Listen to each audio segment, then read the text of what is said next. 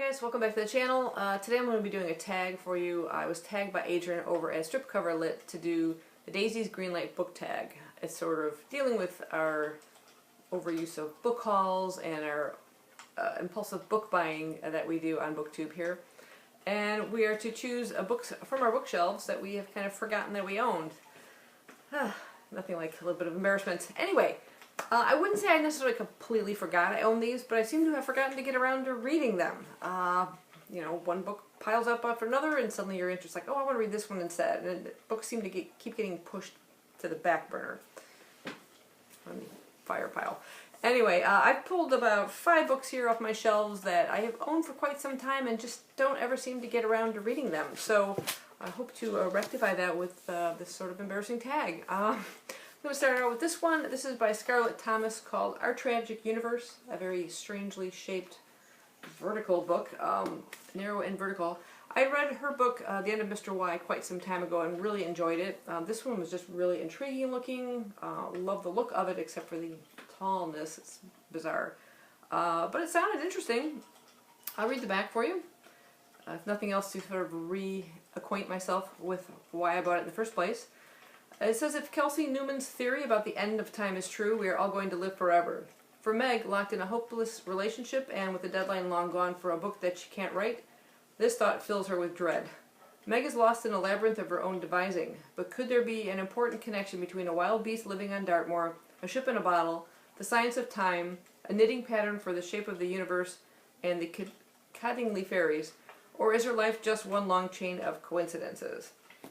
Sounds fairly interesting, and I really enjoyed The End of Mr. Y, so I wanted to read something else by this author, hence I bought this book. Couldn't tell you how many years ago I bought this book, but I know it has been several years.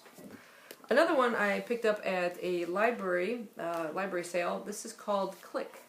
One novel and 10 authors, and those are the authors that have all compiled to make this one novel. So I think each one sort of writes a chapter within the book.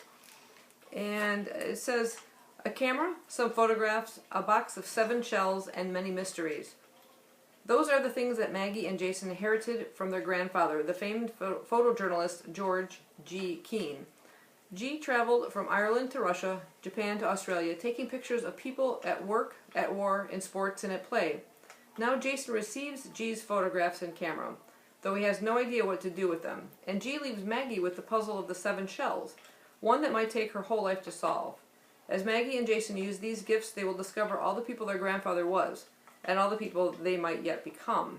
So 10 best-selling, award-winning authors unite for a novel of brilliant writing, global adventure, and constant surprise. It says here your purchase of the book will benefit Amnesty International, but the pleasure will be entirely your own. So my purchase of the book didn't benefit Amnesty International. It did benefit the Homewood Public Library. But apparently the original purchaser, it did. So yeah, that sounds interesting. These are some really interesting authors. I've read Roddy Doyle before. I'm curious about some of the other ones, Ruth Ozeki and Nick Hornby. So yeah, I'm looking forward to checking that one out. I'm sure I said that when I bought it quite some time ago. Another one is by an author. I think I now own 2 of his books. I have yet to read either one of them. The other one I'm saving for another tag. But I chose this one called The Radleys. I heard about this one on BookTube from another BookTuber who's actually no longer has a channel. But it's about a vampire family. There's a bloody little secret at 17 Orchard Lane. Just about everyone knows a family like the Radleys. Many of us grew up next door to one. They are a modern family. Averagely content, averagely dysfunctional, living in a staid and quiet suburban English town. Peter is an overworked doctor whose wife Helen has become increasingly remote and uncommunicative. Rowan, their teenage son, is being bullied at school, and their anemic daughter, Clara, has recently become a vegan. They are typical, that is, save for one devastating exception. Peter and Helen are vampires and have, for 17 years, been abstaining by choice from a life of chasing blood in the hope that their children could live normal lives. One night, Clara finds herself driven to commit a shocking and disturbingly satisfying act of violence, and her parents are forced to explain their history of shadows and lies. A police investigation is launched that uncovers a richness of vampire history heretofore unknown to the general public. And when the malevolent and alluring Uncle Will, a practicing vampire, arrives to throw the police off Clara's trail, he winds up throwing the whole house into temptation and turmoil and unleashing a host of dark secrets that threaten the Radleys' marriage. The person I remember watching on BookTube talking about this said it was really, really good, and I wanted to read something by this author, and yet it's still been sitting on my shelf. Oh, the shame. The next one, I also, I think, heard from some channel long ago, I don't even remember where, about this book, and this is called The Ghost of Heaven by Marcus Sedgwick. Again, an author I've heard of, I've not read anything by. It's a really intriguing looking book, quite pretty. I like when they color the pages on the end, but why blue? Anyway, this is a rather unique book in that it's broken up into 4 parts, and you can start it in any order you want. It says 4 quarters. It can be read in any order, and the story will work. They're assembled here in just one of 24 possible combinations. This order makes one kind of sense, but the reader should feel free to choose a different order, a different sense if desired. The brief description says, the spiral has existed a long time as time has existed. Let's try that again. The spiral has existed as long as time has existed. It's there when a girl walks through the forest, the moist green air clinging to her skin. There, centuries later, in a pleasant Greendale, hiding the treacherous waters of Golden Beck that take Anna, who they call a witch. There, on the other side of the world, where a mad poet watches the waves and knows the horrors they hide. And far into the future, as Care Bowman realizes his destiny. Each takes their step in life. None will ever go back to the same place, and so their journey begins. And I think what intrigued me the most was the fact that it's a book that you can read in any kind of order. There's one section that's all poetry, so that must refer to that one particular character, the mad poet.